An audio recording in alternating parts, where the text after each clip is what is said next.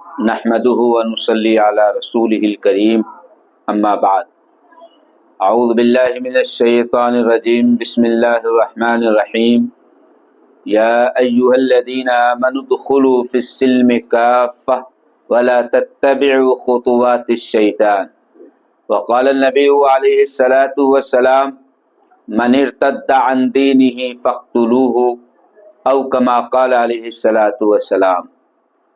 نور خدا ہے کفر کی حرکت پہ خندہ زن، پھونکوں سے یہ چراغ بجھایا نہ جائے گا۔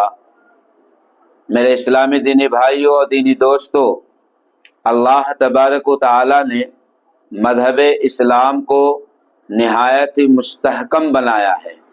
اس کی سچائی، اس کی صداقت اور اس کی سمادانیت کو بیان کرنے کے لیے آپ صلی اللہ علیہ وسلم سے پہلے انگنت انبیاء اور رسولوں کو اس آب گیتی پہ روانہ کیا گیا۔ حضرت آدم علیہ نبینا علیہ الصلاۃ والسلام سے لے کر آخری نبی محمد عربی صلی اللہ علیہ وسلم تک جتنے انبیاء اور رسول آئے، سب نے اسلام کی سچائی اور صداقت کی باتیں کی ہے۔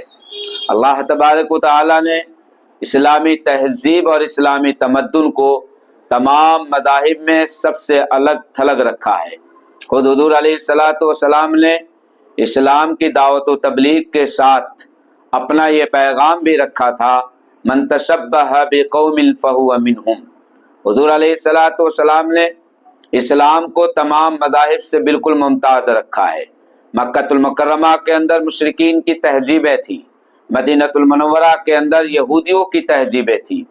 آپ صلی اللہ علیہ وسلم نے اپنے عمل، اپنے قول اور اپنے کردار و اخلاق کے ذریعے ان تمام مذاہب سے الگ تھلگ کر کے مذہب اسلام کی تہذیب اور تمدن کو پیش کیا تھا۔ اسلام کی وہ سچائی اور صداقت ہے کہ حضرت آدم علیہ الصلاۃ والسلام سے لے کر کے آپ صلی اللہ علیہ وسلم تک اور آپ صلی اللہ علیہ وسلم سے لے کر آج تک اسلام کو جو پڑھتا ہے اور اسلام کو جو سمجھتا ہے وہ اسلام کا گرویدہ ہو جاتا ہے۔ اسلام تلوار کی نوک پہ نہیں پھیلا، بلکہ اسلام اخلاق و کردار کی بنیاد پر پھیلا ہے۔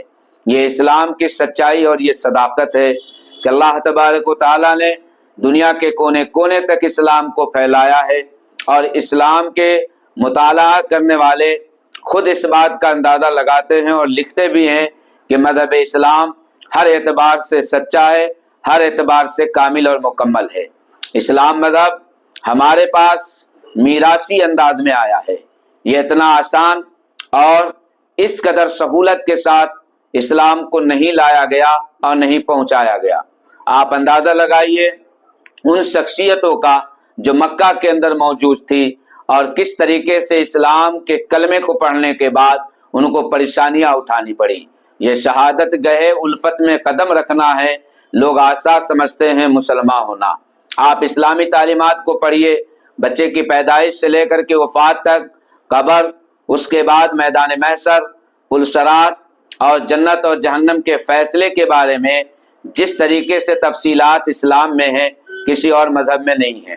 اللہ تبارک و تعالیٰ نے عبادات، معاملات اور اس کے علاوہ جتنے بھی مسائل ہو سکتے ہیں زندگی گزارنے کے تمام مسائل کو آپ صلی اللہ علیہ وسلم کے توسط سے بالکل واضح کر دیا ہے، اجاگر کر دیا ہے۔ اس لیے میری درخواست ہے ان لوگوں سے جو شکوک و شبہات میں مبتلا ہو جاتے ہیں، اور ان بچیوں سے بھی درخواست ہے جو اپنے اسلامی ڈگر اور اسلامی مشن کو چھوڑ کر کے غفلت میں، غلطی میں، بہکاوے میں مرتد ہو رہی ہیں۔ میں ان بچوں اور ان بچیوں کے والدین سے چند باتیں عرض کرنا چاہتا ہوں۔ پہلی بات ہے ان کی تعلیم پہ نظر رکھیے۔ تعلیم برائے تعلیم نہ ہو، بلکہ ایسی تعلیم ہو کہ جس تعلیم کے ذریعے ہمیں آخرت سے آگاہی حاصل ہو، قبر کے بارے میں خوف اور حساب و کتاب کے بارے میں کچھ خیال بھی آئے۔ ایسی تعلیم چاہیے جس میں بڑوں کے بارے میں بتلایا جائے، بچوں پہ شفقت کے بارے میں کچھ فرامین پڑھے جائیں۔ ہمارے لیے ضروری ہے کہ بچوں اور بچیوں کی تربیت پہ نگاہ ڈالیں، ان کے اسکول اور کالجز کے بارے میں سوچیں، اور جس طریقے سے حیا سود حرکتیں ہو رہی ہے اور بے حیائی کے جو اعمال اور کام کیے جا رہے ہیں، آپ اپنے گھروں کو اس سے بچائیے۔ آخرت کے بارے میں فکر کیجئے۔ نمونہ دنیا کے کسی انسان کو نہ بنایا جائے بلکہ نمونہ آقا علیہ الصلوۃ والسلام کو بنائیے۔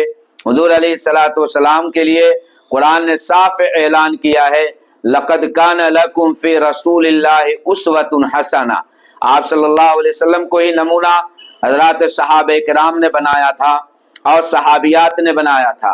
اللہ تبارک و تعالیٰ نے انہیں بڑی عزتیں بخشی اور جنتی ہونے کی بشارتیں بھی دی ہے۔ اس لیے سوچئے، فکر مند رہیے، بچوں اور بچیوں کو حضور علیہ الصلوۃ والسلام کی سیرت کی تعلیم دیجیے، حضرات صحابہ کرام کے قریب کیجیے، اولیاء اللہ کے قریب کیجیے، اپنے گھروں کو اسلامی بنائیے، غیر اسلامی چیزوں سے اپنے گھروں کو محفوظ کیجیے، تو انشاءاللہ تبدیلی آ سکتی ہے۔ السلام علیکم ورحمۃ اللہ وبرکاتہ۔